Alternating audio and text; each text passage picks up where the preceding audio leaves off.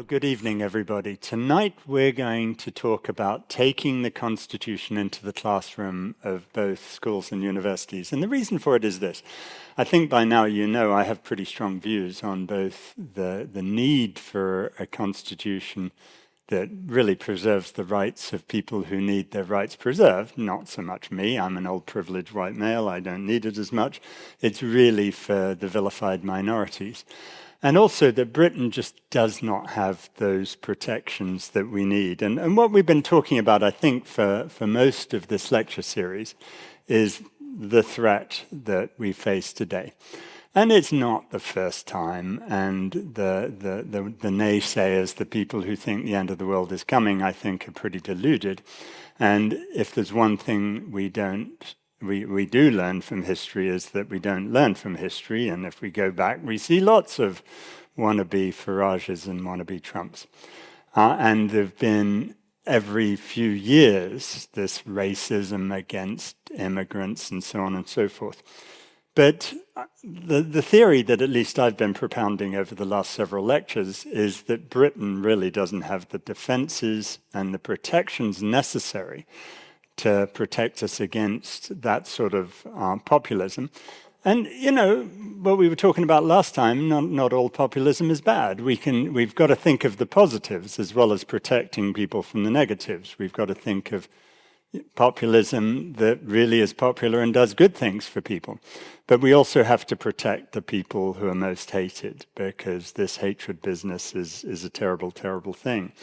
And I just don't think that we have what we need here. And, you know, I'd love to think that I'll be the one who will usher a constitution into the UK. I'm going to work on it for as long as I'm allowed to do it. But I doubt it. I think probably we're going to need the next generation to do it. And it's going to be the young people of our country who do that. And one of the passions I have now is helping young people to see what I think they just don't see in England. They see more in America, but where we're brought up in a culture of the Bill of Rights and of the Constitution.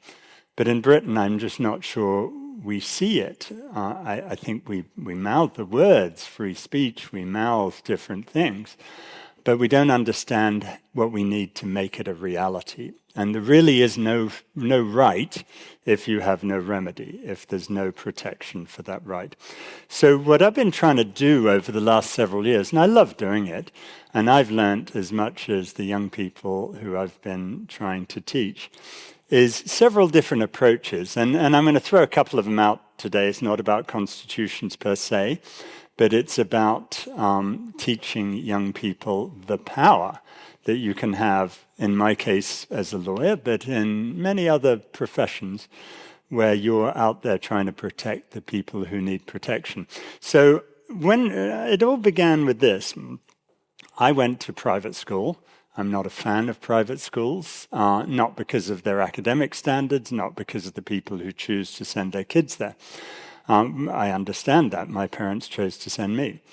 But it's because of the divisiveness in society. And it's also very much because I think that there's a real danger if you take a lot of privileged people out of the state education system, that the other kids are going to suffer. And they're not going to get a lot of the benefits that I had as a privately educated person, where, you know, I was at a school that insisted on having certain things, had massive omissions in my education, but a lot of privilege. And so one of the things I see as my job is to bring that into the state school system to help teachers, because teachers are incredibly overworked. And it's not just that they're so overworked that they can't do all the things that I would like to do with them, is that they really don't even have time to try to figure it out. And they're actually surrounded by a sea, an ocean of talented people, many of them parents, some of them alumni of the school, who could do fabulous things for the students. And I've done a bunch of these, and it's so much fun doing it. And the thing that makes me feel worst is when my son was in primary school, you'd have that end of the year sixth form thing where the kids would come in and they'd say all the things they really loved in school. And very rarely did these kids give credit where credit really was due to these teachers who slaved day in and day out to give them a great education. They would always talk about the extracurricular things that we used to do and say what fun and whatever else there'd been. And I think that's important, and it's what we miss in education is we take away the right of teachers to do imaginative things in a lot of state schools, and we also don't give them the resources. So one of the projects I've had since my son was in school is what I call the trial of the century. And we began in Wilf's primary school, and we killed the head teacher. We had to tell the young kids that she wasn't actually dead. We had to come in and make it clear she wasn't dead. But we put 3 teachers on trial, and we did this complete case. It was so great. It went over a week. And first there was the incident. Then, as you can see here, the local Bridport police, they were really sweet. This Welsh guy came with his sirens going and his flashing lights and helped the kids search in a professional way for evidence. I'd put out all the clues. What I hadn't counted on was there was a bunch of litter in the playground. And they found these bits of paper, and they found a wrapper from a Twix bar, and they said, "Oh, Mr. So-and-so likes Twix. He must have done it." And there were all sorts of clues I hadn't planned on. But then we went through and we taught them about forensics, not the stuff you watch on TV, but the reality of it. We taught them about witnesses and about, interviewing them and presenting witnesses. Then we had the trial, and we had prosecutors, defense lawyers. I was the judge. I could hold everyone in contempt. That's always fun. And the jury, and I've got to say, there was a young girl who was 11 who is, I see her around town in Bridport, and I always embarrass her by saying, what a fabulous foreperson of the jury she was, because she was so fair, and we watched it all, of course. We filmed it, actually. And it was so great to see these kids really working through and being fair, and they acquitted everyone, as well they should, given the evidence I put out there. So that was just a really good thing that I would like to roll out for other parents to do, because anyone can do it. You don't have to be a lawyer to present this. But it's the sort of thing we can do. And then there's another one I have, which I do a lot of. I've got one coming up in just a few weeks in Exeter. But it's something that actually I stole the idea from the BBC, because the only time in my entire life I've ever prosecuted anyone, and I'm slightly ashamed of it because I feel conflicted, because I could have defended him, was Tony Blair, who was prosecuted. I prosecuted him on Newsnight for getting into the Iraq War. And, it was fun. It was easy to do. I don't think his defense was put very well. I think I might have put the insanity defense. But anyway, he was convicted by a jury of BBC people. And I thought, wow, let's do that. Let's take these privileged white men primarily, not necessarily. There are people who do bad things all across the spectrum. But let's put them on trial for these young people under the morals of their generation. So, for example, the first one was that guy up here. He's the MP was the MP until he lost in this election for East Dorset. And his family money all comes from slavery, from the 1600s. And he has this big estate, and he's got £52 million and all that stuff. And so we put him on trial for benefiting from the proceeds of slavery as a debate to show both sides of it. Of course, if you're putting him on trial, you could be putting the royal family on trial, the Church of England. They made all their money off slavery. So there was that. He was convicted. Then we put dear old Nigel Farage on trial for Brexit. We charged him with honestly promoting Brexit and dishonestly promoting Brexit. He was acquitted of dishonestly doing it, convicted of honestly doing it because the young people unanimously thought it was just a rotten idea. We did Nick Clegg for student loans. I called him up from Guantanamo Bay one time to see if he'd come and defend himself. And with all these people, we do invite them to come and defend what they did. So far, no one's come, and so we've had to substitute normally a old Etonian in for it. And with student loans, I want the young people to understand that my generation didn't have such things.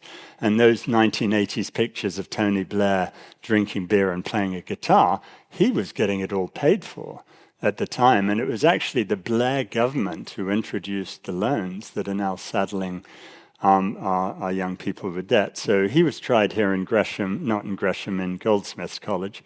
And then we tried Jim Ratcliffe for ruining the climate at Cambridge, and he was convicted too. And we've got another one coming up. And I like to do that because I think it does two things. One is it gets people to see how a trial can really go, because we do them under the American system.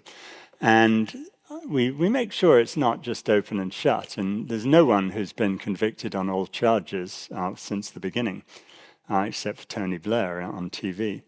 They've always had a debate, and then they get to see how it's done, and we pick a jury the American way, and then you can see how that works. So that's another project I like to do, and that I think we can all do. And they're not just things about law. I mean, we've done things at my son's primary school. We built trebuchets to show how you could do that. We built go-karts.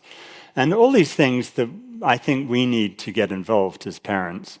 And we need to help the teachers out who are so overworked and so instructed to do stuff that I don't think they really want to do. Now, the one we're going to talk about mostly today, though, is the Constitution. And it's about this project I've had for some years now in schools and universities about creating a constitution for the school or university. Because, of course, some of them pay lip service to it, but no school in Britain has a meaningful constitution, and neither does any of the universities. And it's intriguing when you go to these universities to look at it. And look, I teach at a couple of universities. I go around all the schools near me in Dorset. And it's really interesting to see how it operates. So to do this constitutional thing, what we do is we got to have basically 3 steps. The first is the democratic buy-in, and this is really based on the way the US one was done. And you have people from every state or every interest group who express their views. And so the first thing we've done, or tried to do in all these schools and universities, is a survey of the relevant people, the people, if you will.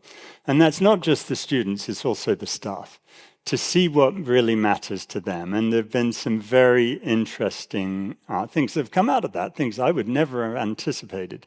We'll talk about them. Then the young people draft a constitution, and this is both the structural one about how power is shared, whether you have a legislature, an executive, a judiciary, or whatever, and how they want to do it, and how it's divided realistically between students and staff, because you can't expect to take all the power. Although, interestingly, some schools I've been to allow students to take over the entire school for the last week of the summer term, which I think is a fabulous idea, where the students are then both empowered to run the school, but also required to do it. They have to come up with the classes, and they have to do it all. And then you have the Constitutional Convention, where it all gets resolved. And so far, I haven't got that far. But one thing that I have found so fascinating, I would never really have thought about this, is how something obvious, really, that power doesn't like to give up power ever. And my experience of both schools and universities doing this task is an amazing number of them are incredibly authoritarian. And it's, it's understandable, again, at some level. I've got one child. I'm proud of him. He's a good lad. But honestly, if I had to be in charge of 1,000 of them, goodness knows what would happen. And so I have sympathy. I've been a governor of a couple of schools, and I have sympathy with teachers and head teachers. But nevertheless, it shocks me that both head teachers and university heads can be quite authoritarian and very resistant. And, what we've seen over the years, of course, you don't have to go all the way back to Sparrow Agnew, although I love this quote from him in 1973. He was the vice president, of course, under Richard Nixon, who was thrown out of office. One modest suggestion from my friends in the academic community: the next time a mob of students, waving their non-negotiable demands, starts pitching bricks and rocks at the student union, just imagine they're wearing brown shirts or white sheets and act accordingly. What he meant was, just go beat the heck out of them. He was really a brown-shirted sort of guy himself. But then you see these things. I'm from Cambridge. I'm very proud of that. I was born and raised in Cambridge. It's my sole home. I'm actually deeply disappointed in Cambridge and my university at Columbia, where I did law school.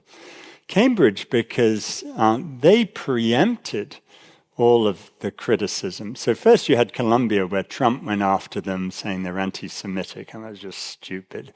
And Columbia capitulated and went along with all the ridiculous claims that Trump wanted to make on them. Thankfully, Harvard came along later and was a bit more courageous. But then Cambridge did something even worse. They went ahead before they were even threatened, and they created a law that's been through the courts in Britain, a rule, where they would criminalize students who were protesting about Gaza and about what's going on in Israel and Palestine. And I can't fathom that. I mean, first, I'm half Jewish myself. I have great sympathy with the Jewish people, with everything that we've been through over centuries. I have no sympathy for Netanyahu and what's going on there. And if we don't have the right to protest on that, this is madness. And Cambridge was cutting that off before they even tried to do it. And then you have my project, which is not quite as important, but I'll tell you a bit about it. So one school flatly refused to allow us to do a survey, and basically it was because they're afraid of the results, right? What's going to come out? Now that's pathetic. If you're so afraid that your students and your staff are going to make complaints, then you need to hear them, and then let's resolve them. But the idea that you're just going to use your power to say we're not even going to talk about it is just absurd. And indeed, one of the universities wasn't quite that, but 2 years we've been trying, and they've never allowed a survey to be done to the students with all this bureaucratic stuff, which I think is utter rubbish, to prevent us doing it. That's really interesting, and it's a shame, because there's a lot of reasons why I think both teachers and students want to do this, or should want to do it. And what we've had that's been so interesting in the other schools, most of the schools have been very open and just said, fine, do your survey. And then the students come up with their questions, they do a little mock thing to see if it works, and then they go out and do it. And the same with universities. Most universities, you just do it. No one has any concern.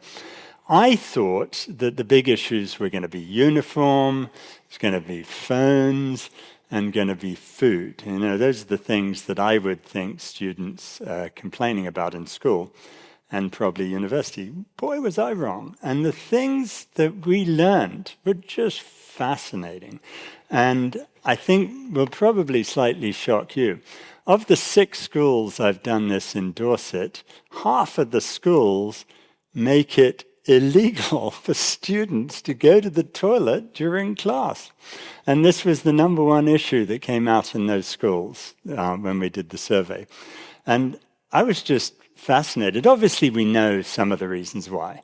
People are afraid that students are going to go off and smoke in the toilets or skip off class or whatever students do these days.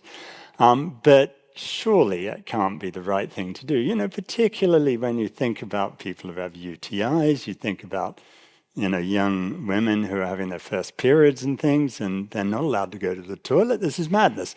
And, some schools have that rule, but are fairly loosey-goosey about it, but some are very strict, and the students hated it. And what it made me think of was my own experience, because I had an experience very similar to this. The very first time I went to the Deep South, it was in 1980. I was a university student at UNC at Chapel Hill. And I was on this program in the summer And I was going down to work with Team Defense, which was an anti-death penalty group in Atlanta. And I had got my car. I had a Carmen gear I'd fixed up, and it was a convertible. It cost me $300. And I was going to go down to Reidsville, and I was just going to visit people on death row, and I was really looking forward to it.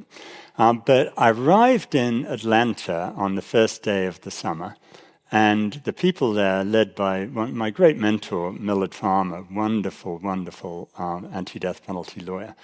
Millard and Kim Ellen and the other members of the team said, no, we're going to Mississippi. We're going to go join this march for these women who were on strike. And it was in a small town just across the border, through Alabama and just across the border into Mississippi. And they were on strike because they worked at a chicken plant, which the chap who ran it called his plantation, because he obviously wanted to harken back to his family forebears who were into slavery.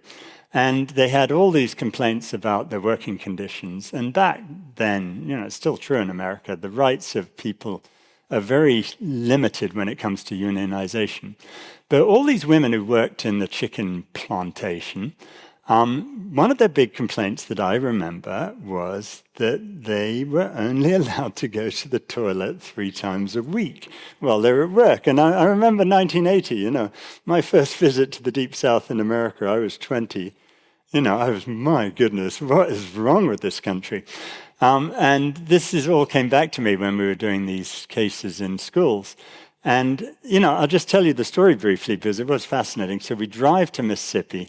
We leave the rental car that we'd got from Hertz Rental Company, and we're walking along this lovely, dogwood street towards the town center.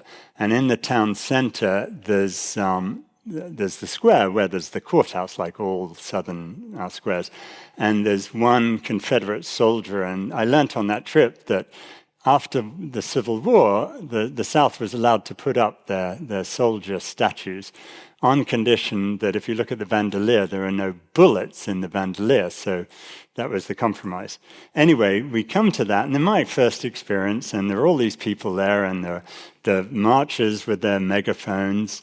And then, across the other side of the square, what would we see but the serried ranks of the Ku Klux Klan? And between us and them, there were just a bunch of white police officers with reflecting sunglasses. And it didn't take me long to work out that they weren't on our side. And we were, a bunch of white people going there to support these folk. And we were more hated than the black people. I'm not going to go into the language they used for those of us who were supporting the black women on strike, but it wasn't very nice. Anyway, this went on. People did their speeches and so forth, and then we left. So when we went back from the square to get the rental car, what did we find but this? There's a bullet hole in the radiator, just as a welcome to that town. And we had to explain that away when we got back to Hertz that day. And, this is the sort of thing, when you think about that issue in school, I was just so shocked. And it was a wonderful one to discuss with the kids, of course, about whether they have a constitutional right to go to the toilet. There are so many other things you can do other than just banning them. Just extraordinary. That was just one example. The next one that I would never have guessed was this. At a university where I teach, they track the students. The students' phones have a tracker in them, and you're tracked. And if you don't show up to class, then the university says they're going to report foreign students to the home office and have them deported from the country. But they do it to all the students, not just the foreign students. And I was horrified with that. I mean, come on, I don't know about you lot and when you were in university, but certainly on Friday mornings after we had the darts club on Thursday night and then the Friday morning breakfast club, there were a lot of times I didn't make it to class. And, when you think about it, we've turned this into a money thing. We now make these people pay for their university. So they're clients, really, they're customers. And if they want to spend the money and not go to class, that's up to them. I teach, I love teaching, I love students to come to my class. But if they don't, that's up to them. I think it's their loss, frankly, but it's also my loss. But the idea that we track them is just wrong. And so I had my students research that because they were shocked. And the students who are not foreigners, they didn't care so much because so what if they skipped class? No one ever said anything to them. It was just the students who were foreigners who got threatened. And there's so many issues involved in that. And the British national students really got very sympathetic with their peers. And what we did was we called around the country to find what universities were doing this. And the majority weren't. And then, of course, research whether it's required by the Home Office. No, it's not. There's no definition of going to university that means you have to be in class every day. Why do we record our lectures? Sometimes I don't. If they have to be in class, and so on and so forth. But there's also the issue of due process about whether the university is going to go reporting this on your visa without giving you a chance to respond about the sicknesses you've had or about, the mental health issues you're having. So this raises all sorts of issues, and it was a really interesting one to have the students debate and come up with the rights that they think, both the British and the foreign students, they think that students should have to be free from Big Brother snooping on them. That was an interesting one. Then we could go on and on. I mean, we've done a lot of these different rights, and I've had my students do their whole constitution. And anyone who's interested, I'll be happy to send you examples. But one of the issues that I think is very important for teachers to understand is that students are the first line of defense for a lot of things that go on in school. When I've been a governor, I don't know what it is. People do come and tell me all sorts of things that, whether I want to hear it or not. And I learn a lot of things about what was happening in the school that I don't think the teachers knew. And there were some really bad things going on. And we have to think about how to stop the bad things, but also how to do this in such a way that's educational. I'm not a big one for kicking people out of school for whatever infraction they had. I'll say that because I was what they call rusticated from school because we lost a cricket match against Marlborough and me and my two friends went out and got fearsomely drunk in the pub. And we got caught. And I didn't get caught, actually, but one of them did and snitched on the other two of us. And I remember that, and it was perfectly fair, and frankly, we were guilty of sin. But having been through it, I think there are things that it wouldn't have done any good to kick me out of school for that.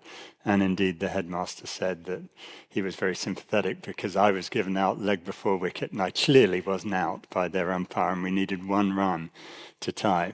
So that wasn't a terrible punishment, but I think we want to try and avoid the whole punishment issue, and we use this for education. But one thing you see a lot of course, is bullying.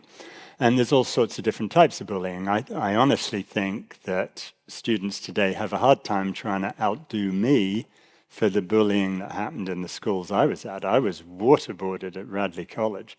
And, it came back to me when I was talking to my clients in Guantanamo Bay, how they would put you in a bath and fill it up with cold water and put wooden slats over the top.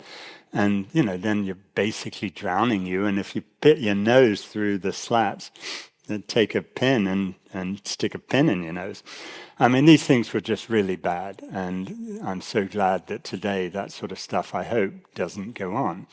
And while there is psychological stuff and we worry about the internet, I'm not sure it's quite the same. But I was told a story by one student at one school I was a governor at, which was about a kid who was very unpopular. And this kid fell down the stairs in front of 30 of the other kids, wasn't pushed, but fell, and was a very unpopular kid. And the bullies in the class were saying, oh, don't help him, don't help him. And he was just left there. And even the good people in the class didn't go to help him. Now, come rights, come responsibilities. And so a Bill of Rights is also a Bill of Duties, and it empowers and also enforces students to do the right thing, and it's a very important lesson. And so if there's a right not to be bullied, there's also a duty to intervene when bullies are acting. And you want to try to avoid calling teacher if you can, you don't have to. But if you can't stop the bully from bullying, then you've got to get a higher power involved. And that's the first line of defense, and I think teachers, frankly, should be very glad for that.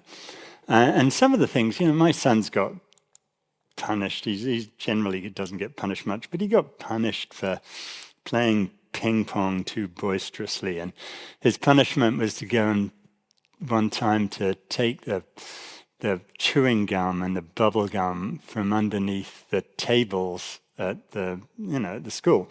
It's just pointless stuff. And when you think about this, you've got to think about how we could structure it better for them, how we could have a structural constitution that allows everyone to do things fairly. Now, it's not so difficult to think about that, frankly, because we got the examples we've been talking about for the last year, which is the legislature, the executive, and the judiciary. And I have my students come up with this for their school or their university. And they have to be realistic. But, you have the legislature, which has a student house and a faculty house, so you can't pass anything without both being involved. So that means that the students don't just suddenly start running the madhouse. But then the executive is the head teacher, has veto power, that even if the teachers, side with the students, you've got to get 2/3 majority to override a veto. So you can have that structure that I think works in a school, and where the students can have real power to try to work on what things they want changed in the school or university. And then you have the judiciary. And frankly, I think this is the best part of it. I had to go through one of these things in university where I was charged with some nonsense. I was wrong, don't get me wrong. I was having an argument with another student, and I think I was wrong in that argument, but I didn't do anything criminal or wrong. I was just having an argument where I was wrong. And I got put on trial, and we used to have this whole structure in university for that. And while I really disliked it, I couldn't stand the sanctimonious people who were telling me I should be kicked out of the university for having an argument. And I was really grateful to the person I was arguing with, and she came and testified for me and said, no, we're just having an argument. And, I said, look, she's persuaded me, I was wrong. But, this wasn't a crime. Now, that takes work, right? To go through that process takes work. But it's work that's incredibly important if you're going to teach young people how to do things and if you're going to have fairness. And you can't do it for everything in school and university. There are some private issues that obviously have to be dealt with by the teachers. And we have this discussion among my students. But we also have the discussion about what you would do if my son Wilf is given a ridiculous punishment that's just unfair by a teacher who probably never even saw it and just makes up a punishment, that you have a structure to appeal that, to require a trial, to require facts to be presented or whatever. And I think that would do the world of good for everyone, both for the students to learn about how the system works, to challenge unfairness, and to hopefully create a fairer world in their own school. For the teachers, that the students would hopefully then become more responsible and they would intervene on things, and nothing, very little, would come to this adversarial process.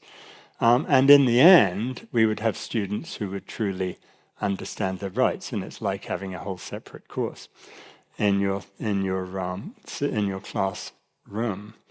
So then we come down to why we're doing all this in the big scheme of things. In the US, we're witnessing a lot of things happening right now, and the structure is holding relatively well against Trump, not on everything. The Supreme Court is obviously very biased in his favor, but at the same time, they're saying no to some of the things he's doing, and I think they will uphold the fundamentals of the US Constitution. You're also going to have an election under the American system next year, so Trump doesn't have very long before the midterms, And at this point, it may well be that the balance of power shifts, particularly in the House. And we'll see. And that structure is again designed to just say no to the extremities of what Trump's doing. And I think the American system will hold. It'll only hold if good people stand up and do their job. The question is whether we can be so sure in this country. And, we saw what happened in the elections just recently with reform. Honestly, I think my last lecture was way more relevant to that than this one, that if we're going to have a government that does good and behaves decently, they've got to behave decently. And I'm ashamed as a lifetime member of the Labour Party that the Labour government is not doing that at the moment. They're really just aping Mr. Farage. And that's just the wrong approach. And so therefore it's really important for us to look at this not just in terms of protections, but also in terms of offering an alternative solution. But that being said, there's a lot of hatred going on. And while there's Reform, perhaps, who are being very anti-immigrant, well, Labour Party's being very anti-immigrant. There's no one who's not. And they become very much one of the vilified minorities that we need to be there to protect. And we need the protection to do it. And I'm not sure we have it right now. I don't think the British court system and the British legal system is in a position to do that. So we need to teach the young people of the next generation what it means to have constitutional rights, because it's rather obvious from my experience in most schools and most universities, frankly, that the people teaching there have not been imbued with a sense of rights and duties and constitutional rules because they're so resistant to it. They want to maintain what is effectively what they would like to characterize as a benevolent dictatorship, but it's certainly a dictatorship. And I don't think the kids are getting the lessons that they need to learn from that. So we need to do that, and we need them to learn about it through this process. And I certainly plan for the years that I have, and the schools and universities let me do it, to go around and do whatever we can to teach young people what they need to build for the next generation so that future generations can be truly protected. Thank you very much. I appreciate your patience.